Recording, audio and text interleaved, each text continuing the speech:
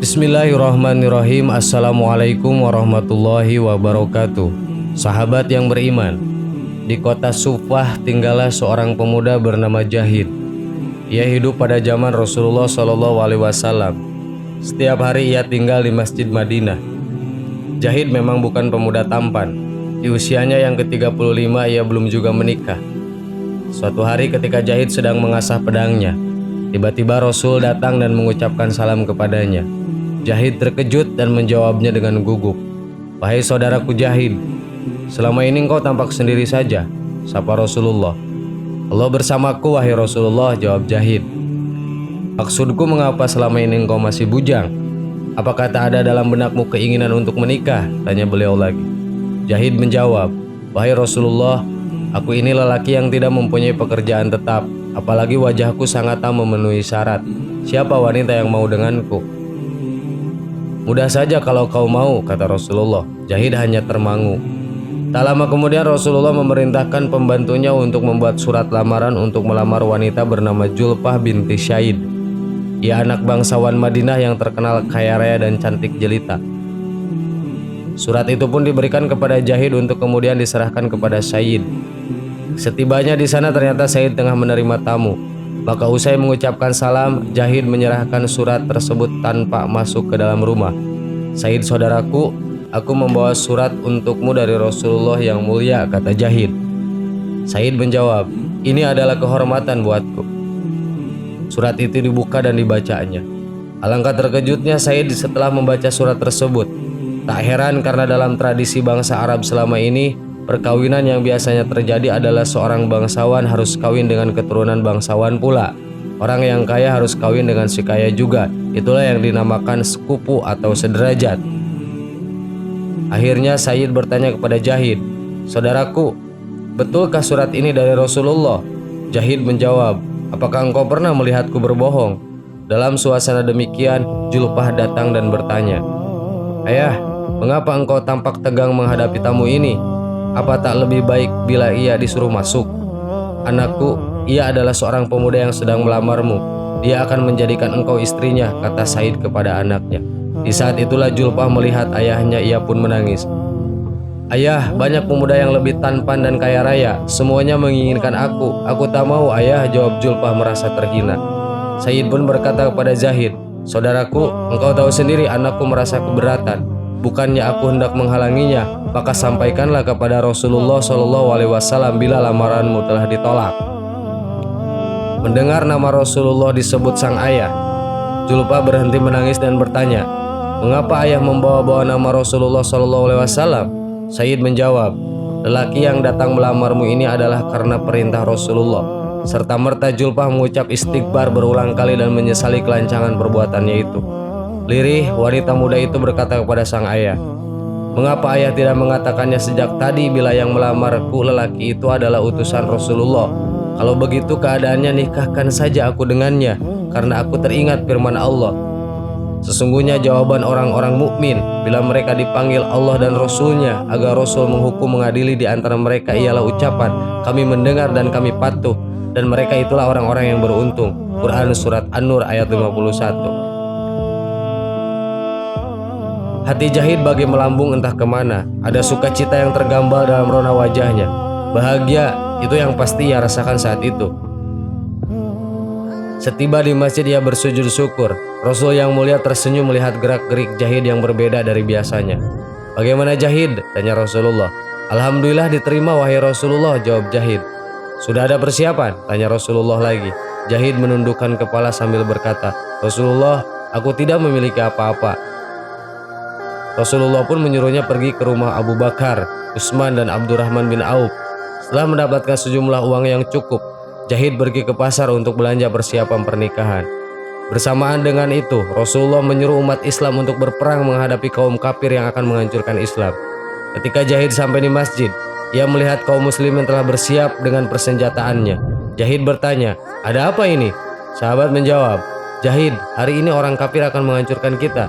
Apakah engkau tidak mengetahuinya?" Jahid pun beristighfar beberapa kali sambil berkata, "Kalau begitu aku lebih baik menjual perlengkapan perkawinan ini dan aku akan membelikan kuda terbaik.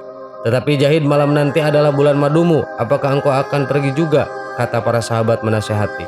Tidak mungkin aku berdiam diri, jawab Syahid tegas.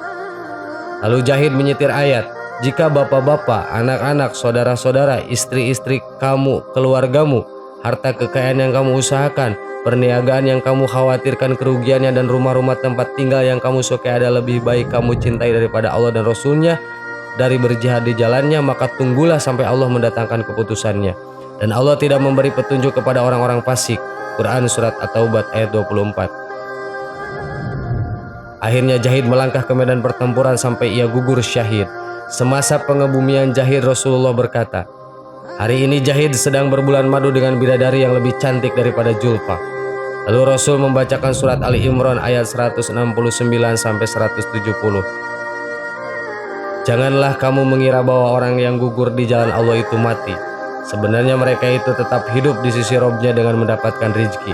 Mereka bergembira dengan karunia yang diberikan Allah kepada mereka, dan bergirang hati terhadap orang-orang yang masih tinggal di belakang yang belum menyusul mereka, dan mereka tidak bersedih hati. Dan janganlah kamu mengatakan orang-orang yang gugur di jalan Allah bahwa mereka itu telah mati. Sebenarnya mereka itu hidup, tetapi kamu tidak menyadarinya. Para sahabat pun meneteskan air mata. Bagaimana dengan Julfa? Mendengar kabar kematian Jahid, ia tulus terucap, ya Allah, alangkah bahagianya calon suamiku itu. Andai aku tak dapat mendampinginya di dunia, izinkanlah aku mendampinginya di akhirat kelak. Demikian pintanya. Sahabat yang beriman, kisah tadi semoga menjadi motivasi dan inspirasi untuk kita semua. Amin. Wallahu a'lam. Assalamualaikum warahmatullahi wabarakatuh.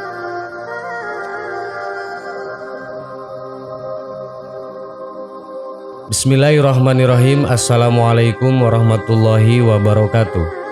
Sahabat yang beriman, foto bertiga masih dianggap sebagai pamali oleh sebagian kalangan. Tindakan ini dipercaya bisa menyebabkan orang yang di tengah mengalami kesialan, bahkan parahnya dipercaya bisa menyebabkan kematian. Hal ini tentu merugikan bagi mereka yang menjalin persahabatan dengan hanya 3 orang, atau keluarga yang hanya memiliki 1 orang anak saja. Pasalnya akan kesulitan mengabadikan momen kebahagiaan mereka dalam jepretan foto karena jumlahnya 3 orang. Kepercayaan yang berkembang luas di Indonesia ini ternyata bukan berasal dari dalam negeri, namun bersumber dari kepercayaan bangsa Vietnam yang mengeramatkan angka 3. Negara ini mengalami akulturasi budaya yang besar ketika penjajahan.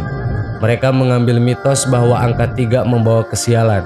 Hasilnya mitos foto bertiga pun lahir. Mereka percaya bahwa angka-angka ini merupakan angka suci untuk Tuhan, namun akan berdampak buruk jika dikaitkan dengan manusia.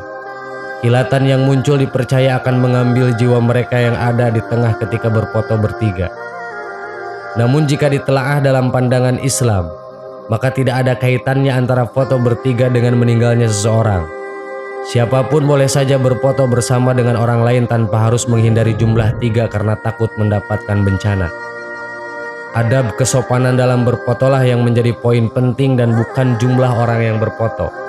Bagi mereka yang mengumbar aurat saat sesi pemotretan tentu saja akan mendapatkan dosa yang pastinya akan dipertanggungjawabkan kelak. Mulailah untuk menelaah setiap mitos yang berkembang dalam pandangan Islam. Karena jika tidak ada dasar Al-Quran dan Al-Hadis, maka hal itu bukanlah suatu kebenaran. Sesuai dengan Quran Surat Al-Baqarah ayat 170 yang artinya, dan apabila dikatakan kepada mereka, ikutilah apa yang telah diturunkan Allah, maka mereka menjawab, tidak, tetapi kami hanya mengikuti apa yang telah kami dapatkan dari perbuatan nenek moyang kami. Apakah mereka akan mengikuti juga, walaupun nenek moyang itu tidak mengetahui suatu apapun dan tidak mendapatkan petunjuk? Quran Surat Al-Baqarah ayat 170. Jika suatu ketika ada yang meninggal usai melakukan foto bertiga, maka hal tersebut tidak ada kaitannya dengan mitos ini. Hal ini terjadi karena memang ajalnya sudah menjemput dan harus kembali kepada Allah Subhanahu wa Ta'ala. Sahabat yang beriman, semoga informasi ini bermanfaat dan menambah wawasan bagi kita semua. Amin. Wallahu a'lam. Wassalamualaikum warahmatullahi wabarakatuh.